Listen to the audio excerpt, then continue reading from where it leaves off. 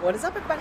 J Nell here with, I believe, my UFC Fight Night 89, correct me if I'm wrong, UFC Fight Night in Ottawa, Ontario, coming up this Saturday, and I think this is going to be a good card. Now, the ladies, I think, are going to set this off. First, Valerie Letourneau versus Joanne Calderwood. Now, I'm picking Valerie Letourneau slightly. This could be a toss-up.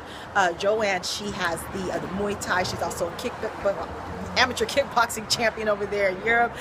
She's just very tough, very durable, good shot selection. She's faster than she looks. She hits harder than she looks. She's very durable. Both ladies are. Valerie is extremely durable. She also is a kickboxer as well, also a black belt in jiu-jitsu. She's going to be slightly bigger. She has the slight reach advantage, about a 2-3 inch reach advantage that she's going to use well. They're both lengthy fighters, so she's going to use that reach advantage well, and I think she might be a little bit stronger. So if we see that dirty boxing, which I do believe we're going to see, and it's going to be nasty. I think we're going to see blood here. I think these ladies are going to bust each other up because they're both so durable. Now, mind you, Joanna, when she kicked Valerie in the face in that championship fight, she broke Valerie's orbital bone. So I think Valerie's a slight more toughness. Plus, I think she might be a little bit more stronger. So if they get into the close quarters and she gets busted up by Joanne's Muay Thai, I think she might be able to muscle her way, get some space. Also, I think she might be able to take it to the ground and use that jiu-jitsu, although Joanne has submissions too. These ladies are going to set this card off right. Potential fight of the night here. And I'm leaning towards Valerie, but I don't know. Next up, I'm choosing Olivier Aubin-Mercier to beat Thibault Goudy. I'm sorry about that. Thibault.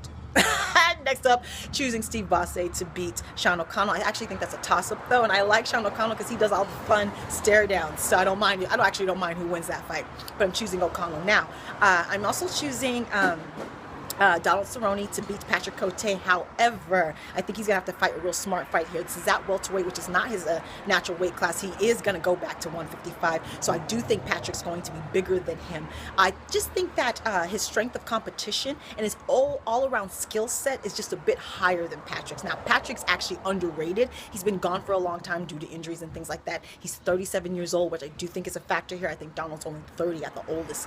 I do think that's going to be a factor here. I think Donald's going to be a bit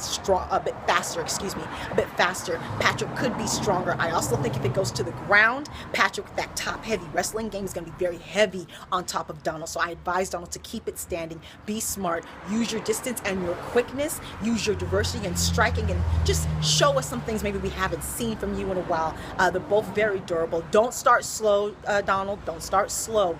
Don't give Patrick an inch. He's in Canada. He will take a mile, but I am choosing Donald Cerrone. Now, main event, Rory MacDonald versus Stephen Wonderboy Thompson. Now, this is the one that was hardest for me to pick. Still kind of going back and forth. I am leaning a certain way. Let's start with Stephen. Stephen is a 5-time kickboxing champion. He is also a 5th-degree black belt in, let's see, Tatsushin Ryu Kempo Karate.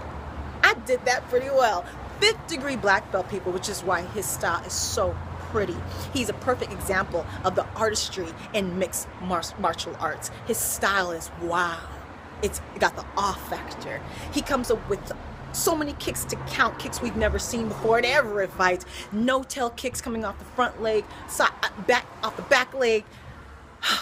The diversity in his kickboxing, in his karate, is amazing. Like I said, it has the awe factor in it. He's big and strong and tough, and he hits hard, and he's very athletic. He's quicker than he seems, and you cannot be a stationary target as we saw with Johnny Hendricks. He will dismantle you.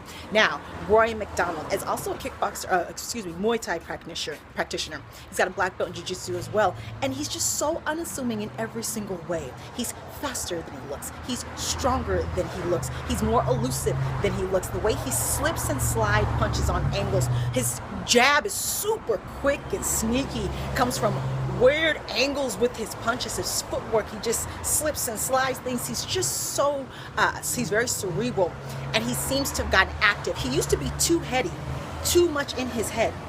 He seems to have gotten past that a bit. Also, what he gave us in that fight against Robbie Lawler was such a privilege what we saw there. I was wondering about his toughness as well, and what we saw that he is tough as it gets. He gave us one of the most beautiful moments I've ever seen in MMA.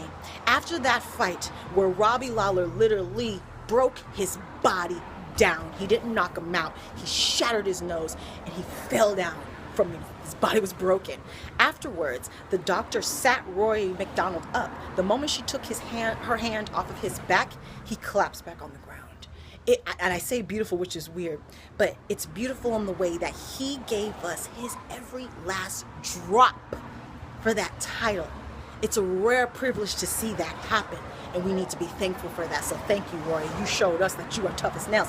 However, when a fighter goes through something like that, sometimes it takes something away from them that they can't get back.